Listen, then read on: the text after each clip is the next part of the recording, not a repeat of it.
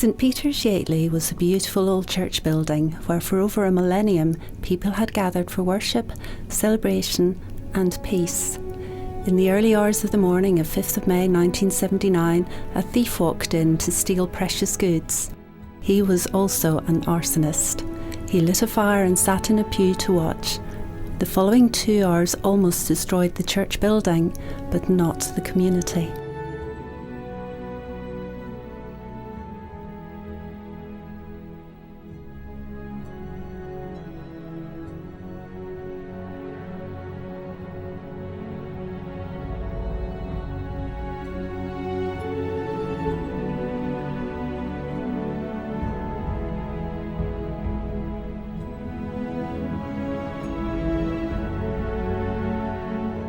The fire was started in the choir vestry using the choir robes that those of us in the choir had lovingly and painstakingly made. They were quite new.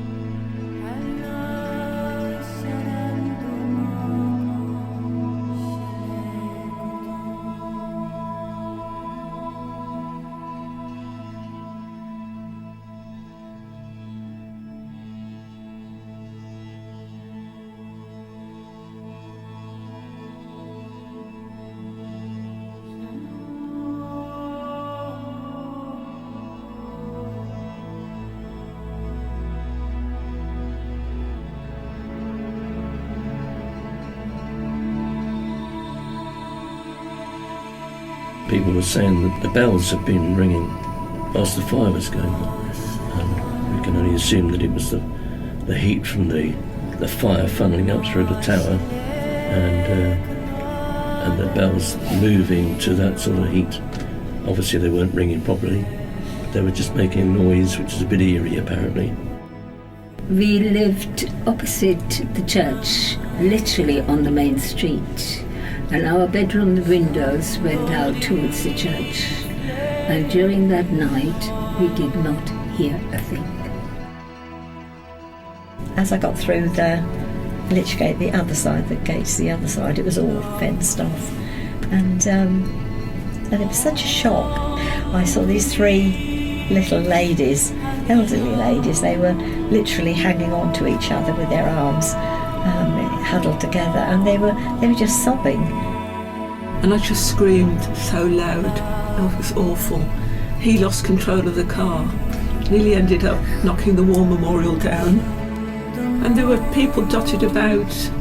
And John's instinct was, so let's stop and go and have a look. I said, no, I can't. I was in denial, I suppose. You know, I just wanted to go home and cry. I'm driving down the Reading Road. And looking through the trees, we could see daylight through the top of the tower. I said to Shirley, didn't know we could see through the tower. And then we thought, well, they've been talking about replacing the slates on the roof, so maybe they started work on it. So we thought nothing more about it, drove down to where we could actually see across the green, and no church, gone. And we were totally in total shock. Coming from Blackwater, we remember driving through Yateley, as we often did on the way to St Swithun's, and seeing the road awash, and then looking up. You couldn't stop and see, but to see the black church, and it was a sense of disbelief and horror. Interestingly, a neighbour who is not even a Christian came running over to us when she saw us arrive home that night to say the church has burnt down. She knew that I would be affected, which I thought was very touching, and I look back on that and think, that's actually, it touched her to be able to tell me that as well. As we walked up to the church, we couldn't see or hear anything going on. And it wasn't until we got to the green and we could see across at the fire engines and the people around and the smoke rising up from the church, probably some steam as well from the heat of the water that's been sprayed on. And we got up there and we just stood there and we were just gobsmacked really. We couldn't find any words to express the way we felt. There was the crowd and there wasn't the church. Looking in from the East End through the East End windows at all the black timber, and the two colours that have stuck in my head was, one is black because everything was black. The tower was absolutely, utterly black. And the second colour was this sort of rose pinky colour on the limestone in the church.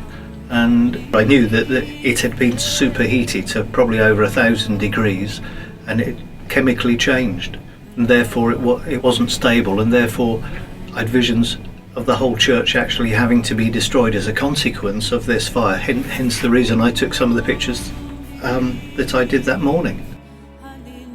Well, one of the first things I think Father Carroll did say was that when he was down there at the fire, and he'd said to Piers, "You've lost your church, St. Swithin's is there for your use, come, whenever you need to use it." And in fact, that morning, it was quite strange because we'd come along for Mass and we were actually at the entrance to the car park, stopping the people from St. Swithin's coming in until the people from St. Peter's that were in there could get out. It was really a horrifying thing, and particularly because our son had been in the church the previous night at the choir practice. Following on from that, we certainly recall with enormous gratitude the generosity from St. Swithin's and the services that we used to have on a Sunday evening in the convent. The spirit was there with us. They had a service something like 8 o'clock and I think 11ish, and we had the slot in between those two services for the next 2 years, and I'll thank you for that, was the women of the church got together and made a rota and we cleaned the chapel for them. The actual tidying up was carried out by all the parishioners, well, a lot of parishioners who were able to do it, and a lot of stuff was collected and recovered, and we filled I don't know how many skips with rubbish that was unusable for anything. The clearing up after, I remember part of it being long nails being collected to be made into crosses, and they were sold in order to raise money.